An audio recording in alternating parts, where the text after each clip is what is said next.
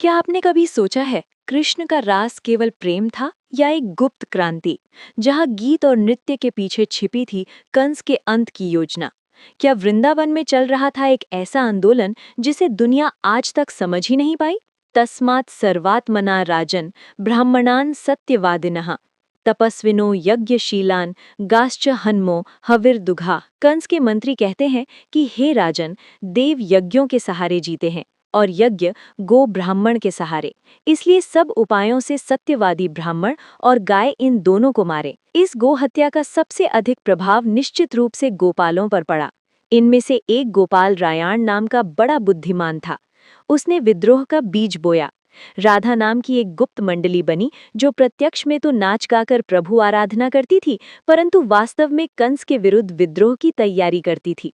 बालक कृष्ण भी इस मंडली में आते जाते थे, क्योंकि ये रायाण कृष्ण का मामा होता था, माता यशोदा का रिश्ते में भाई था। यद्यपि कृष्ण की आयु छोटी थी, परंतु इनकी विलक्षण प्रतिभा देखकर रायाण मरते समय इस मंडली का नेतृत्व कृष्ण को सौंप गया। इस घटना की ब्रह्म वैवर्त पुराण में जो दुर्दशा की गई है, उसे पढ़कर सिर लज्जा से झुक जाता है।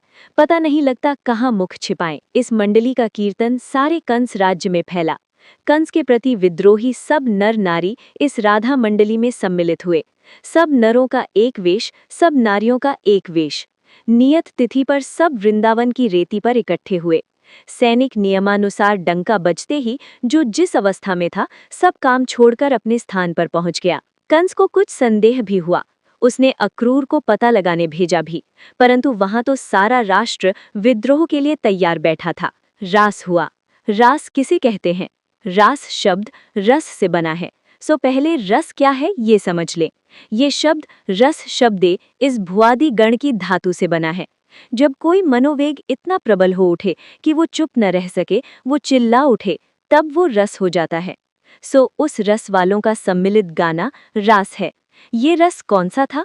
ऊपर से तो श्रृंगारमय भक्ति रस था, नहीं तो कंस सोया कैसे रहता? परंतु वास्तव में वीर रस था। सब एक ही रंग थे। कंस कुश्तियों का शौकीन था। हर वर्ष उसके अखाड़े में कुश्तियां होती थीं। एक कोने में नाकेबंदी थी। वृंदावन में विशाल स्वयंसेवक सेना राधा तैयार खड़ी थी। परंतु वाह रे संगठन! जब तक अखाड़े में छलांग मारकर कृष्ण कंस की छाती पर नहीं सवार हो गए, किसी को हवा तक न लगी। कंस का सिर काट लिया गया, परंतु किसी ने अंगुली तक नहीं हिलाई। सारी प्रजा हाथ जोड़े खड़ी थी। आपने कंस के अत्याचारों से हमारी रक्षा की, अब राज्य भी आप ही संभालिए। कृष्ण बोले, राज्य तो नाना जी संभालेंगे, और आप? हम खोया हुआ राज्य लेने जा रहे हैं। वेदज्ञ ऋषियों ने मर्यादा बनाई कि चक्रवर्ती राजा का बेटा क्यों न हो, घर के वैभव और विलास के वातावरण में नहीं पलेगा। उसे वशिष्ठ की कुटिया में रहना होगा, जल भरना होगा, समिधा लानी होगी, गाय चरानी पड़ेंगी। कठोर तप करके राजा बनने की योग्यता संपादन करनी होगी।